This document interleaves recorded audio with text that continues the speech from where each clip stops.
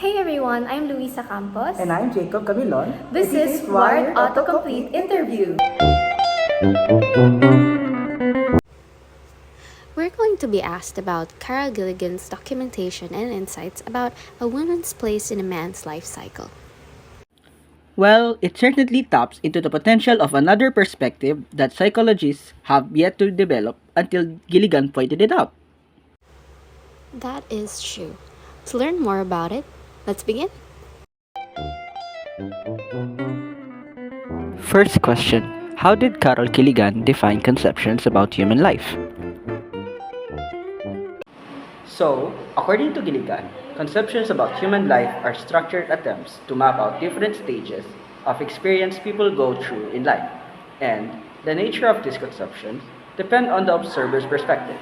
A woman's perspective might emphasize a different values and beliefs than a man's perspective. What did Carol Gilligan observe from the existing theories about sexes? Well, of course, efforts for social equity and justice have led to noticing differences between men and women in social studies. But actually, ideas once thought to be neutral show male bias, and science, like language, isn't truly neutral, it's shaped by human views. Gilligan also pointed out that there is an emphasis on awareness of point of view during the 20th century that reveals how accustomed we are to seeing life through men's eyes.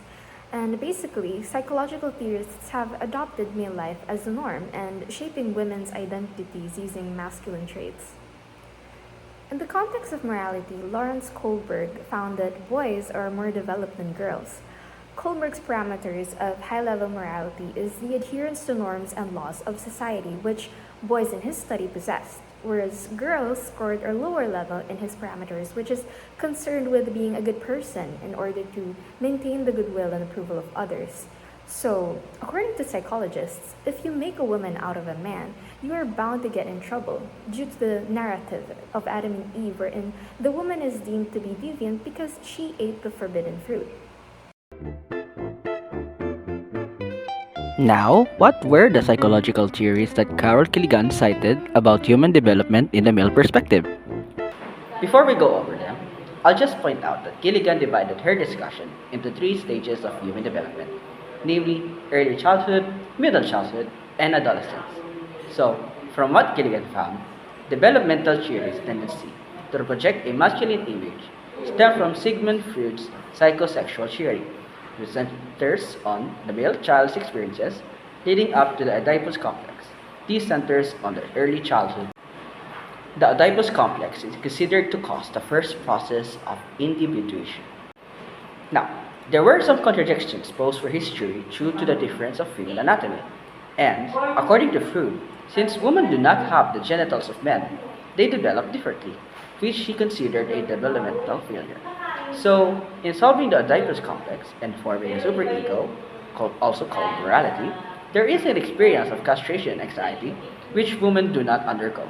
Hence, positing the woman's superego is underdeveloped. But, in contradiction to Freud, feminist Nancy Chodorow attributes the difference between sexes not to anatomy, but to their early social environment. Note that in early social environments, the primary caretaker of both sexes is typically the mother. So, for feminine identity, it is formed through girls' experience of attachment with their mothers. And for masculine identity, it is formed through the male's individuation from their mothers. This perspective shifts the focus from Freud's model of rivalry with the same-sex parent to one of attachment, emphasizing the mother-daughter bond in shaping women's identities. However, since males are the basis of scientific studies before, women's failure to separate means failure to develop.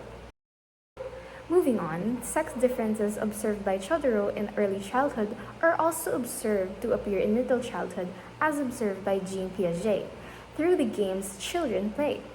Note that in games, they learn respect for rules and come to understand the way rules can be made and changed. Janet Lever observed in her research that boys' games appear to last longer because boys were able to resolve disputes more efficiently than girls. Girls have a more pragmatic attitude towards rules and perceive them as a tool to enhance their experience of fun, hence a subjective use, whereas boys perceive rules as a framework for a socially approved competition, hence an objective use. Now, according to Piaget, legal sense is essential to moral development, and it is more developed in boys than in girls due to their perception of the rules. Piaget then equates male development with child development. Lever also implies that the male personality is better to follow because it is applicable in the context of modern corporate success. He states that, given the realities of adult life, if a girl does not want to be left dependent on men, she will have to learn to play like a boy. Kohlberg adds that moral development is acquired through the role taking or understanding of another person's perspective that arises in the course of resolving disputes. Girls' games, however, have indirect competition, hence disputes are less likely to occur. It is also observed that boys play in large groups, which, in the terms of George Herbert, read in 1934, they take the role of the generalized other, whereas girls play in more intimate groups, hence taking the role of the particular other. Generalized other, cultural and societal norms and values that influence how a person sees themselves and others. Particular other, on the other hand, are an individual or group that has a direct influence on a person's behavior and values. Now, during adolescence, boys and girls arrive at puberty with a different interpersonal orientation and a range of social experience. Adolescence is considered the second individuation process, and female development remains to appear problematic. According to Freud, boys and girls possess the same sexual instincts in early childhood. However, while boys acquire their libido during puberty, girls suppress theirs to shift to femininity. According to Freud, boys and girls possess the same sexual instincts in early childhood. However, while boys acquire their libido during puberty, girls suppress theirs to shift to femininity. Girls shift because they recognize that they do not possess a penis, which is a vital trait of masculinity. Another study documented by Gilligan, Erik Erikson has 8 stages of psychosocial development, of which adolescence is the 5th, wherein there is a celebration of autonomous self formed from the prior stages. But who is he basing the study on? A male child. Erikson suggests that female psychosocial development involves temporarily suspending their identity to attract a man, with their identity later defined by his name and status. For men, identity precedes intimacy, whereas the female comes to know herself as she is known through her relationship with others. Men's stages of development create a separateness that views attachment as an impediment that women are perceived to experience continuously. Erikson's finding is evident in the fairy tale cited by Bruno Bettelheim. Male identity is forged through challenges and conflicts that causes individuation, which enables males to conquer adventures that help them acquire learnings about themselves. Female identity, on the other hand, is developed through introspection or deep sleep, and intimate relationships through marrying a prince that awakens them.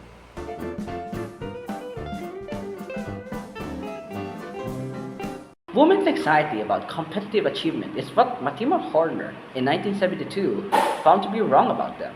McClelland divided the concept of achievement motivation into 2 components. Hope success is the motive to approach success, and fear failure is the motive to avoid failure. Horner identified a 3rd category which women appear to possess, namely fear success, the unlikely motivation to avoid success.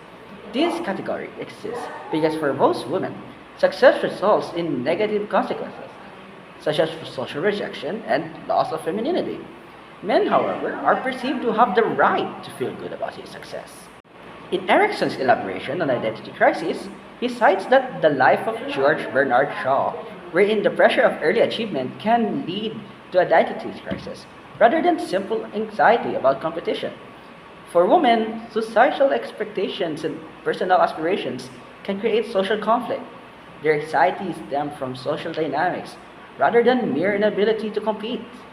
Wow, that's a lot of theories. Agree. Disparity is so prevalent in our existing studies. You think things are changing now? Well, we already know something so important about the woman in our society that knowledge is just ignored. Ah, right. Hopefully the next question will tackle that.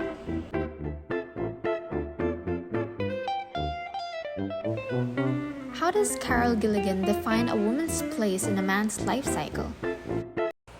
Gilligan cited that, according to Virginia Woolf, it is obvious that the values of women differ from the values which have been made by the other sex, and women come to question the normality of their feelings and to alter their judgments. The deference to external authority that Woolf criticizes is the same trait she perceives as women's strength. Women's deference is rooted in the substance of their moral concern or sensitivity, and women's reluctance to judge, which is deemed as their moral weakness, is an indication of their care. So, a woman's place in a man's life cycle has been that of a nurturer, caretaker, and helpmate, the weaver of those networks of relationships on which she in turn relies on. However, men have tended to devalue that care because they focus on individuation. And the gap between concepts of womanhood and adulthood is especially clear in studies, as qualities like autonomous thinking, valued in adulthood, are linked to masculinity and seen as unfavorable traits for women. The discovery of the importance of intimacy, relationship, and care that is celebrated by men is something that women have known from the beginning. However, the development of women's knowledge is neglected by psychologists because they are considered to have no conscious reasoning. Psychology studies based on the male perspective paradoxically label women's traditionally valued traits, which are care and sensitivity to others, as moral deficiencies. The emphasis of dominant narratives in psychology on separation and autonomy neglect women's roles. A broader focus on women's experience is needed for a more comprehensive understanding of development. Carol Gilligan proposed that women come to prioritize an ethics of care as their sense of morality evolves along with their sense of self, while men prioritize an ethics of justice. Very well said, Carol Gilligan. I think overall, Gilligan aims to say that life cycles are shaped by the interplay between women's and men's world. Definitely. The systematic attention to women's lives in both theory and research will allow an integration of both autonomy and intimacy that's unique yet equally important to acknowledge for a more balanced conception of human development. Well, I think that's all. Yes, thank you so much, and we hope you all learned something. This is Autocomplete Wired Interview.